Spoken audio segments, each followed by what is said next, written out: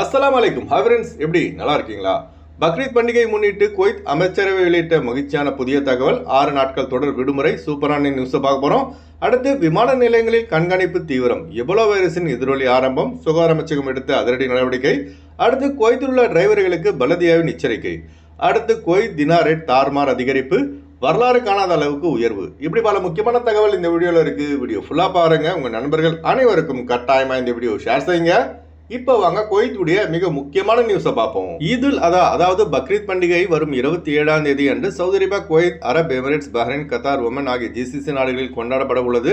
இதற்கான விடுமுறை தினத்தை ஒமன் நாடு ஏற்கனவே அறிவித்திருந்த நிலையில் குவைத் நாடு இப்போ பக்ரீத் பண்டிகை தொடர்பான விடுமுறை நாட்களை அபிஷியலாக அறிவிச்சிருக்காங்க.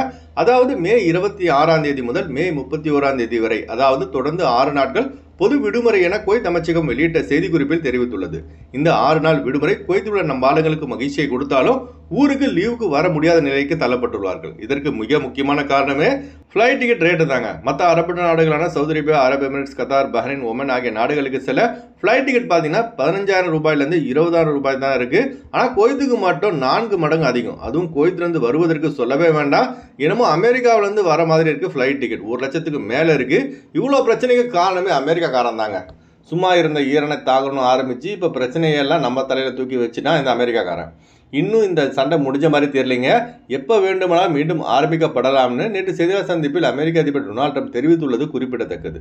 போன வருஷம் பக்ரீத் பண்டிகை கொண்டாட ஊருக்கு வந்தவங்க யாருமே இந்த முறை பக்ரீத் லீவுக்கு ஊருக்கு வர முடியாத நிலைக்கு ஏற்பட்டுள்ளது. இதற்கு காரணமே விமான டிக்கெட்டின் விலை அதிகரிப்பு தாங்க. அதுபோல இப்போ பார்த்தீங்கன்னா ஜூன் 1ஆம் தேதியிலிருந்து ஏர் இந்தியா எக்ஸ்பிரஸ் மற்றும் சில விமான நிறுவனங்கள் குவைத்துக்கான விமான சேவை தொடங்க உள்ளதாக தகவல் சோசியல் மீடியாவில் அதிகம் பகிரப்பட்டு வருகிறது. ஆனால் இந்த தகவலை குவைத்துடைய டிஜிசியை இன்னும் உறுதி செய்யவில்லை என்பது குறிப்பிடத்தக்கது. குவைத்துடைய டிஜிசி அபிஷியலான அறிவித்தால் மட்டுமே ஜூன் 1ஆம் தேதியிலிருந்து ஏர் இந்தியா எக்ஸ்பிரஸ் மற்றும் சில விமான நிறுவனங்கள் குவைத்துக்கான விமான சேவை வழங்கும்.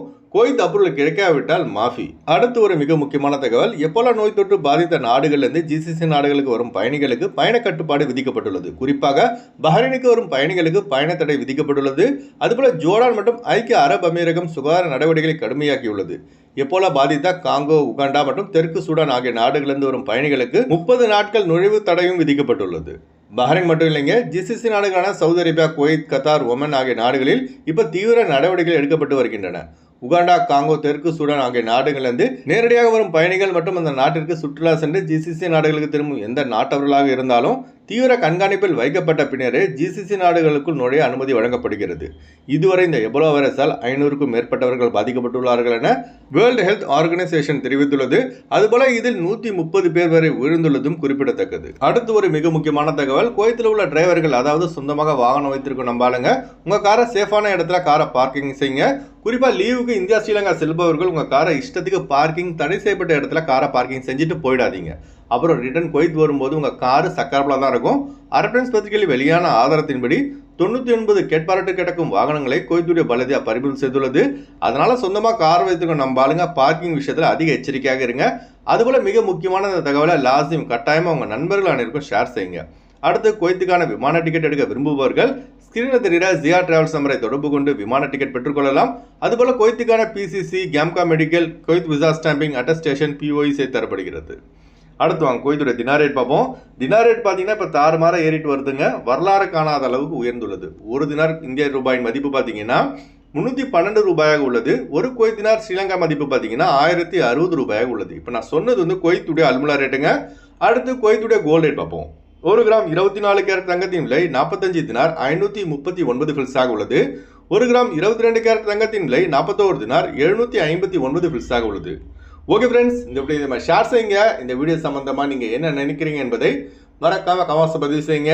எப்போதும் இணைந்திருப்போம். உங்களின் ஒருவன் ஜியாவுதீன். அஸ்ஸலாமு அலைக்கும்.